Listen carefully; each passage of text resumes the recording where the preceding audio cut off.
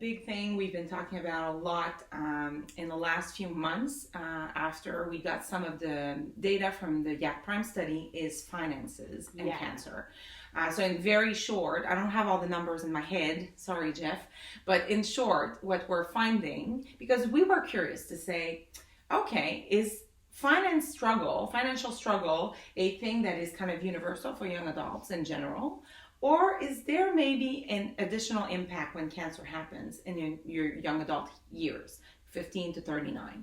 So we looked at that. The study compared two groups, group with cancer, group who didn't have cancer, different group age, under 35, over 35, and then realized that actually, you know what? Cancer matters. Mm-hmm. Cancer has a significant impact financially. Oh, money and cancer. I mean, a little bit about my own personal situation was I wasn't in a great place financially when cancer happened. My ex-husband and I got into some pretty big debt. I mean, not massive, but it was big for what our income was. Yeah. And we were just starting to get out of it right before the cancer. I had taken all these steps and learned all this stuff about finances in my late 20s that I wish I had learned in my teens. I had finally figured out how it all works, and then boom, we're hit with cancer. I couldn't work with the intestinal cramping I was having. I basically couldn't work from the September all the way through for at least a year. Mm-hmm. I didn't work. And keep in mind, before that, I was pregnant a year and a half before that. Yeah. So I was only working minimal hours to begin with for that, up to the pregnancy and after the pregnancy. So we were basically just in survival mode financially when cancer hit, because we had just had a baby, putting him through school.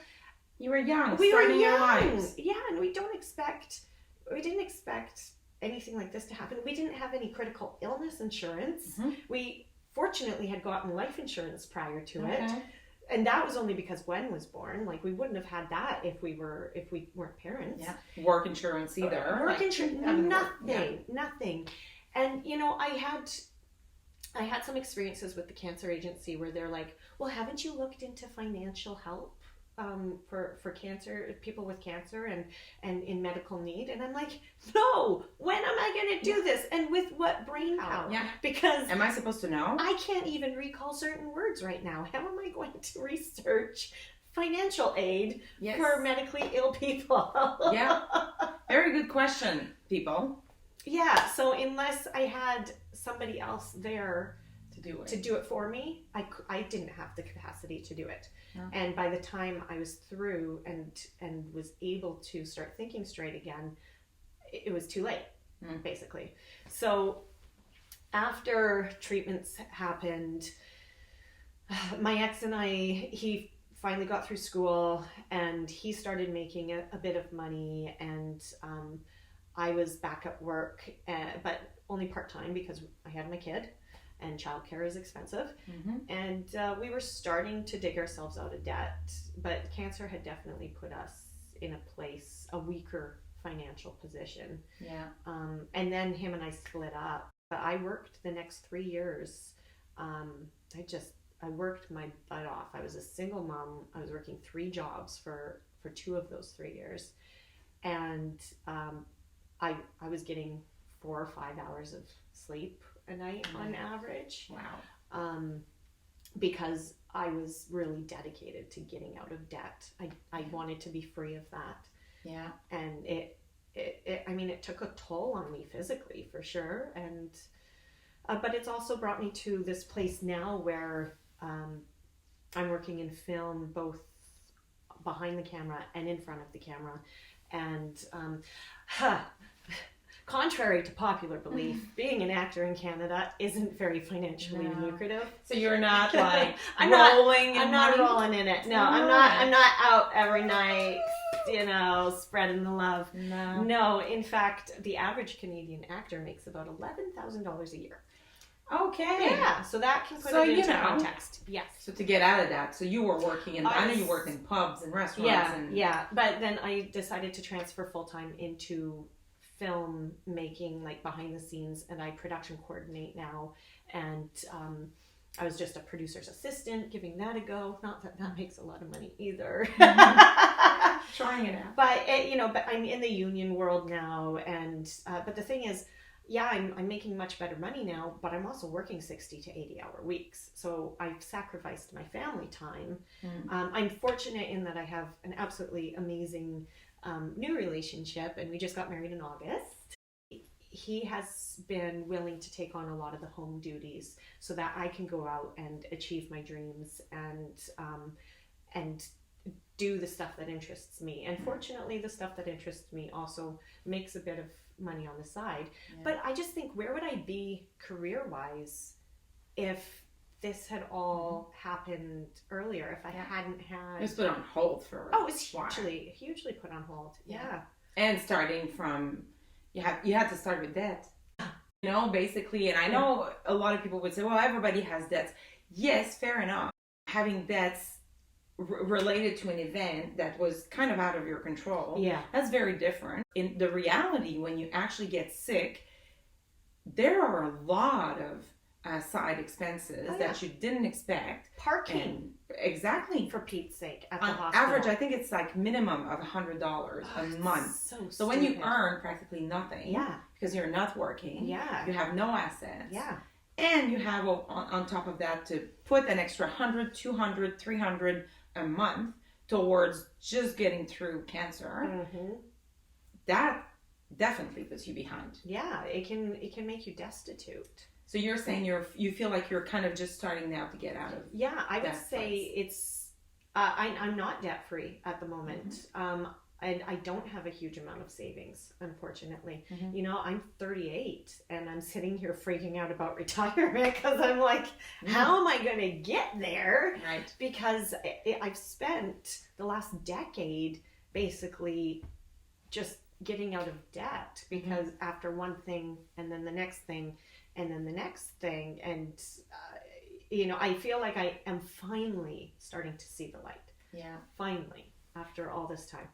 And you said like you had learned, is there anything that you can share that you found this is really useful, or everybody should know this? Like when it comes to finance and money, like I know someone we had at our conference at some point, we were talking about line of credit and saying, really, anyone who can should get a line of credit, because sometimes when shit hits the fan, it's a bit different in having packed credit cards, which is something they're seeing in the young adult with cancer. In the research study we had, there are all kinds of bad debts that you accumulate, not because you're bad, because you kind of have no choice. Where he was saying, when you are in a position to maybe have not necessarily 20 line of credit, but at least have one, that can make a difference. So we're like, okay, that's kind of important information. But is there anything else that you would say, okay, check this out? Or I think the biggest thing that I learned, and maybe it's commonplace, I don't know, but it was new to me, the concept was pay off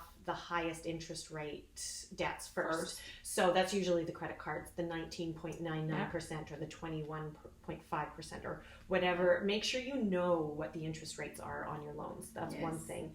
And then really do the bare minimum on the low interest stuff and just pile the money onto those high interest. Or if you can, I had a financial advisor who is a friend of mine, and she took me under her wing, and they don't cost money. Financial advisors do not cost money. No. They can help you create a plan that you then have to act with and on. That's like everything, but yes, you have to do the work, but they can help you organize your life, and they only make money through stuff like tax-free savings accounts, setting those up for you, or insurance. They get a little kickback from the company, not from you. You don't have to pay anything out of your pocket. So I would highly suggest finding a financial advisor, one that you can trust. There's some big companies that I'm like, I won't mention the names, but if you can find someone you trust and who really has your best interests in mind, then I highly suggest that. Yeah. And really, it's a matter of just being honest with yourself about how much you spend. Yeah. On parts of your life. Right. And then don't live beyond that. It can be helpful to rein things back in a bit. Yeah. Take a pause and say, okay, where is my money going? Yeah. Especially, and sometimes people will say, I don't have any, so it's not even an issue. Yeah. But if you're starting to kind of build something back up, yeah. Those are good, good points. Oh, and pay yourself first. So have your savings come out automatically whenever you get paid. Yeah. And pay yourself. So your tax-free savings account or your RRSP or whatever, just put money automatically into those, even if it's $25. Yeah. You know, $25 a month. That's where I started. Yeah. I started doing $25 a month for my tax-free savings account and $25 a month for my daughter's RESP. That was all I could afford, was that $50. And it has grown and grown and grown. And sometimes I have to take breaks. There's some times where I'm not, I'm not, I don't have a job coming up or something, and I panic and I'm like, Joyce, help, we need to pause these payments right now. And that's okay. Yeah. That's Nothing fine. is definite. It's not. No. And that's a good point too. Yeah. I think sometimes when you're in a position to do something, do it, knowing that if it ever needs to change or be adjusted in time, you can do that too. Yeah. Yeah.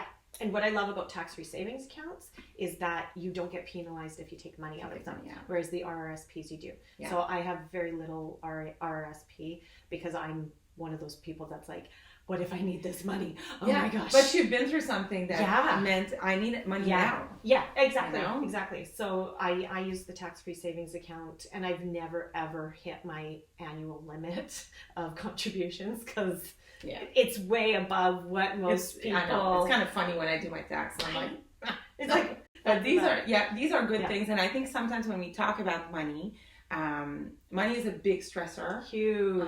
So much stress goes into this. One of the biggest. For so many good reasons. And so for us, like, if we can support our community members by sending everybody a big nice check, which would be lovely. I think though, getting informed is one way to help. Yeah. We know that it doesn't necessarily always bring in money, but also I would say, because what you said, like being off work for a year, you're not out to lunch. It is between 1 and 4 years. That is in our Yak Prime study. I think it is, the percentage is wacko. Like I think it's almost 50%, if not more, of young adults who go through cancer will be off work 1 to 4 years. Imagine that. Of course it's going to have an impact on your financial life. Yeah. And it's going to have an impact up here. Yeah. Because you're not able to be productive in a way you thought you were going to be. Yes. So then in the middle of taking care, there will be and might be a period of time where you have less money. But then to take the time to do some of what I know you've done, which is let's pay attention to my heart, my emotions, my mental health, so that I can eventually go back to a productive life. Yeah. Whatever this means. I'm speaking from a place of privilege too, because I am one of the people who have been able to go back to work and have been able to rebuild.